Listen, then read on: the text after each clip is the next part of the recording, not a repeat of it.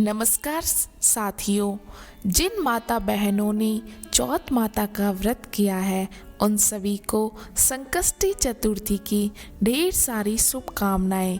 आज के इस वीडियो में मैं आपके लिए लाई हूँ माता चौथ की व्रत कथा।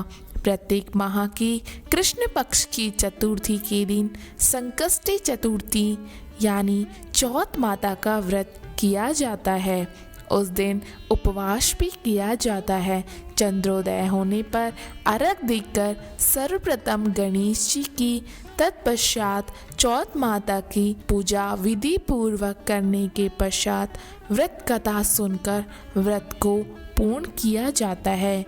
तो जानते हैं संकष्टी चतुर्थी की व्रत कथा के बारे में, लेकिन उससे पहले कमेंट में जय चौथ माता की अवश्य लिख दे। इससे चौथ माता आपके समस्त कष्ट दूर करेंगी। तो चलिए जानते हैं चौथ माता की व्रत कथा के बारे में। एक समय की बात है, एक गांव में एक सेठ सेठानी रहा करते थे। वो बहुत ही धनवान थे। उनके किसी चीज की कोई कमी नहीं थी। उनके एक संतान थी, उसकी शादी भी कर दी थी। उनका बेटा बहुत ही सुंदर सुशील था। उनकी बहू बहुत ही गुणवान एवं गुणवती थी। बहू समस्त परिवार के लोगों को भोजन कराने के पश्चात ही स्वयं भोजन करती थी। उनके पड़ोस में रहने वाली एक पड़ोसन उससे रोज पूछा करती थी कि आज खाने में क्या बनाया। तो वो बोलती कि ठंडो बासो बनायो है। एक दिन उसके पति ने सुना और सोचा कि हम तो गरम खाना खाते हैं, तो फिर ये ऐसा क्यों बोलती हैं। उसने विचार किया कि आज पकवान बनाने को कहा जाए। उसने अपनी पत्नी से कहा कि आज पकवान बनाएंगे। पत्नी ने सबके लिए पकवान बनाए। सभी के भोजन करने के पश्चात पत्नी ने स्वयं भोजन किया। तब पड़ोसन ने पूछा कि खाने में क्या बनाया। तब उसने कहा कि बहन ठंडो बासो बनायो है। तब पति सोचने लगा कि हमने तो अभी पकवान खाए हैं, तो फिर यह ऐसा क्यों बोल रही है। तब उसने अपनी पत्नी से कहा कि हमने तो पकवान खाए हैं, तो फिर आपने ऐसा क्यों कहा कि ठंडो बासो खायो है। तब पत्नी बोली, अपन जो खा रहे हैं वो हमारे बड़ों की कमाई का खा रहे हैं। हम जब स्वयं की कमाई का खाएंगे तब मैं कहूँगी कि हमने ताज़ा भोजन किया है। लड़की ने सोचा, बात तो सही कह रही है। लड़के ने विचार किया और अपनी माँ के पास जाकर बोला कि माँ, मैं पास ही में एक बहुत बड़ा नगर है, मैं वहाँ कमाने के लिए जा रहा हूँ। माँ ने कहा कि हमारे तुम्हारे अलावा कोई नहीं है। हमारे पास पहले ही बेटा बहुत सा धन है, तो तुम्हें बाहर जाने की क्या ज़रूरत है। परंतु उस लड़के ने जिद की हुई थी, तो वह माना ही नहीं और जाने को तैयार हो गया। वह एक बहुत बड़े शहर में गया। उसने वहाँ पर बहुत कमाई की, परंतु जाते समय वह अपनी पत्नी से बोलकर गया था कि जब तक मैं न लौटूं तब तक चूल्हे की आग नहीं बुझनी चाहिए। एक दिन चूल्हे की आग बुझ गई। उसकी पत्नी बहुत व्याकुल हो गई। वह पड़ोस में आग लेने गई। तब उसने वहाँ देखा कि उसकी पड़ोसन चौथ माता का व्रत एवं पूजन कर रही थी।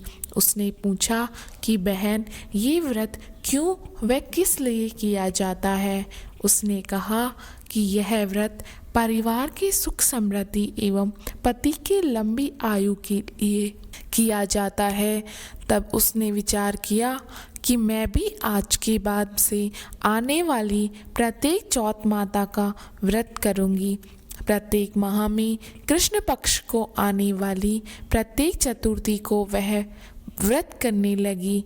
व्रत में वह घी गुड़ का चूरमा बनाकर माता चौथ को वह गणेश जी को भोजन लगाने के पश्चात चंद्रमा को अर्घ देकर व्रत पूर्ण किया करती थी। वह प्रत्येक चौथ में एक मिट्टी का गणेश जी बनाया करती थी। उसके जब 7 चौथ माता के व्रत पूर्ण हो गए तो उसने 7 गणेश जी बनाए थे, तो वह उन्हें संभाल कर रखती थी।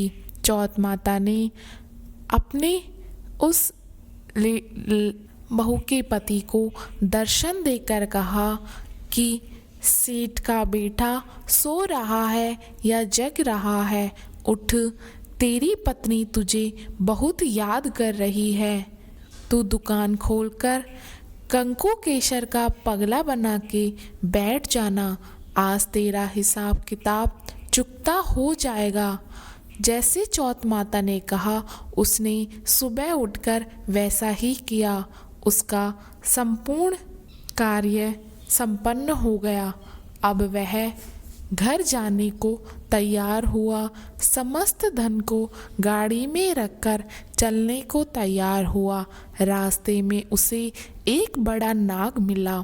उसने कहा कि मैं तुम्हें डसूंगा, परंतु सेठ का बेटा बोला कि रात में मुझे चौथ माता ने सपने में दर्शन दिए और कहा कि तेरी पत्नी तुझे याद कर रही है, इसलिए मैं अपनी पत्नी के पास जाकर तुम्हारे पास वापस आऊँगा। जब तुम मुझे डस लेना, ऐसा वचन देकर वह वहाँ से अपने घर चला गया। माँ बाप से मिलने के बाद भोजन करने के पश्चात जब कमरे में गया तो वह उदास होकर बैठ गया। पत्नी ने कहा कि क्या हुआ, आप इतनी चिंता में क्यों हो? तब उसने कहा कि मेरे साथ रास्ते में ऐसा हुआ। ऐसा सुनकर पत्नी ने कहा कि आप चिंता ना करें, मैं समस्त चीज़ें समझ गई हूँ।